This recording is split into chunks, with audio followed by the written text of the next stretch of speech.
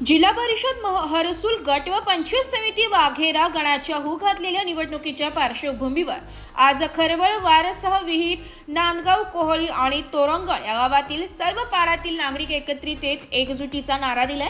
या भागाचा उमेदवारीसाठी विचार व्हावा अशी ठाम भूमिका ग्रामस्थांनी मांडली आहे। या बैठकीत राष्ट्रवादी काँग्रेस पक्षाचे विनायक माळेकर यांना एकमताने पाठिंबा देण्याचा निर्णय घेण्यात आलाय।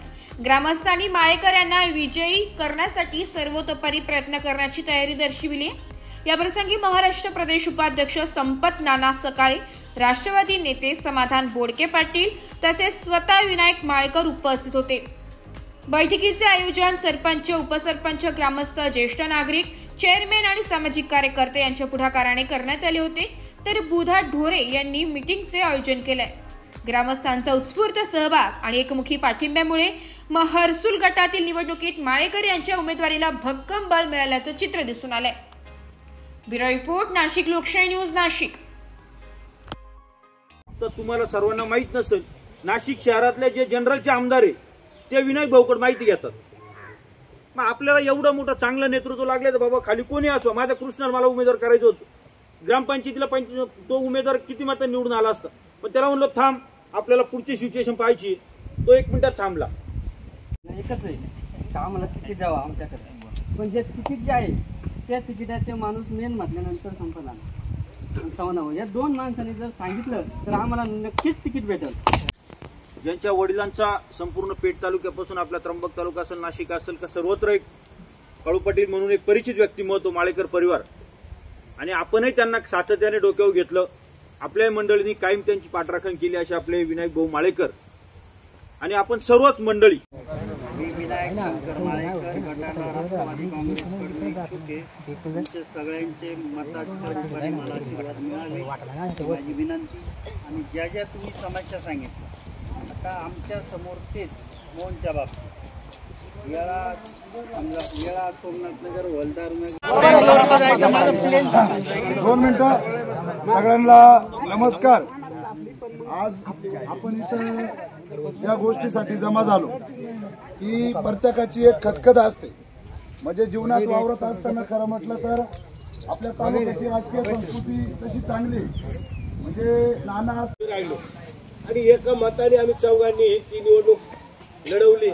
त्या निवडणुकीमध्ये लांडेबाई आमच्या झेडपीला उमेदवार होत्या, माझ्यावरती विठ्ठलराव खेडूळकर हे वाघेरे गाण्यामध्ये तिथं तुमच्या ह्या गाण्यातूनच ते उमेदवार होते। नाही, मी इकडे होतो, ते तिकडे होते।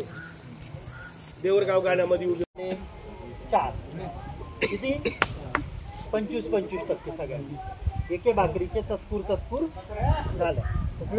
आता उद्या वाईटात वाईट आपले 4ही पडले, 5वा एखादा आला तर त्याचा सुद्धा विचार केला पाहिजे। या मताशी तुम्ही सहमत आहात का नाही? हे बघा, प्रत्येक माणसाला आपली उमेदवारी आयोजित केली आहे की गेले कितीतरी अशा निवडणुका झाल्या की आपल्या भागात कधीच तिकीट दिलं नाही, कधीच दिलं नाही। कितीतरी अशा निवडणुका झाल्या। तर माझे वडील दोनराम शिवराम डगळे, माझा तर जन्म पण झाला नसेल। गेल्या 1 मिनिट, तुम्ही सगळे मार्केट कमिटीच्या इलेक्शनला याला आले होते शिरसगावला।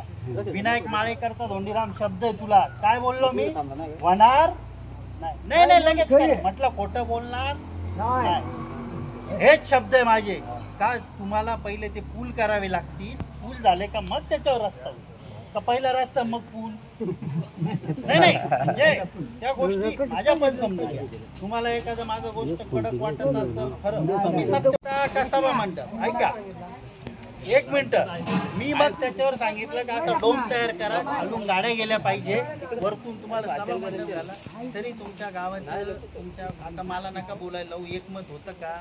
आता विनायक माळेकर वर का 7 बारे आहेत का तिथं मी जागा द्यायला?